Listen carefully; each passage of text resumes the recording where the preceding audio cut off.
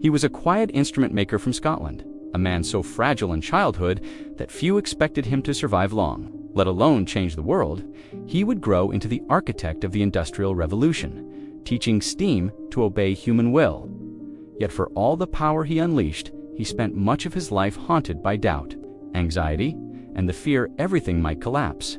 If you enjoy stories about the hidden human costs behind world-changing inventions, join us as we uncover those who built the modern world. James Watt was born in 1736 in the port town of Greenock. He was a sickly child, prone to migraines and weakness. While other children ran outdoors, Watt stayed inside his father's workshop, watching tools shape wood and metal into precise forms. It was there, surrounded by compasses and gears, that he developed an obsession with accuracy. Every measurement had to be exact.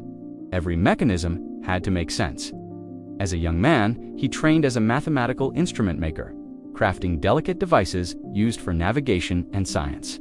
His work demanded patience and precision, qualities he possessed in excess. But his life changed in 1763 when the University of Glasgow asked him to repair a small model of a steam engine. The machine was inefficient and temperamental. Each time it ran, it wasted enormous amounts of energy heating and cooling the same cylinder. Most people would have fixed the model and returned it. Watt could not let it go. He became consumed by the problem. He walked for hours, turning the engine over in his mind, searching for a principle others had missed. Then, during a solitary walk on the Glasgow Green, the solution arrived. Instead of cooling the main cylinder after every stroke, what if the steam were condensed in a separate chamber? The insight was simple. Its consequences were enormous. By isolating heat where it belonged, Watt's design multiplied efficiency and transformed the steam engine into a versatile source of power. But invention is only the beginning of struggle. Watt was brilliant with ideas and terrible with business. He lacked money, confidence, and the temperament to promote his own work. Years of financial strain pushed him to the edge of ruin. He worried constantly that competitors would steal his designs or that his engine would fail in the real world. Each setback deepened his anxiety. Relief came when he partnered with the industrialist Matthew Boulton. Together, they founded a manufacturing enterprise that would spread Watt's engines across Britain. Mines drained faster, factories multiplied, production accelerated. Human industry was no longer limited by muscle, wind, or water. Steam offered power on demand, yet success did not quiet Watt's fears. He guarded his patents fiercely, engaging in exhausting legal battles against rivals who copied his work. Lawsuits consumed years of his life. He scrutinized every improvement, terrified that a flaw might expose him as a fraud.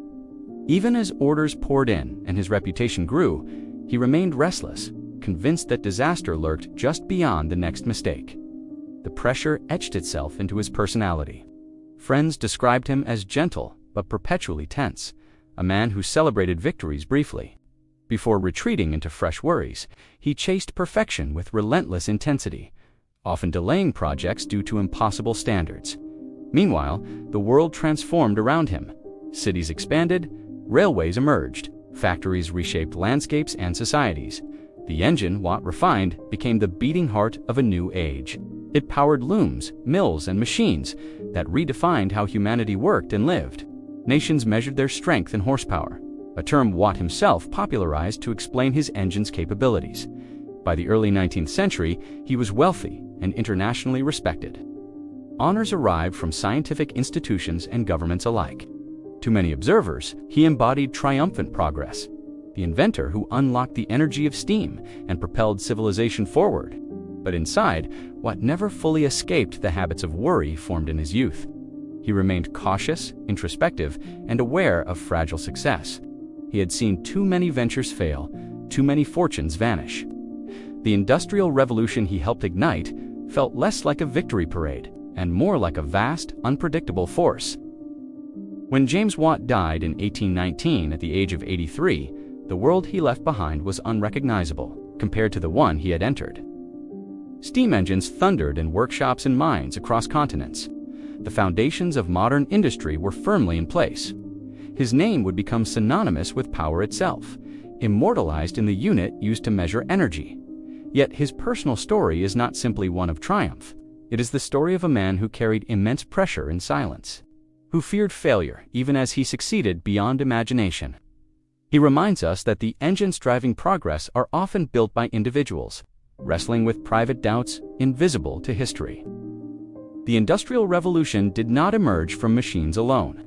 It emerged from human minds, restless, imperfect, and burdened by the weight of their own ambitions.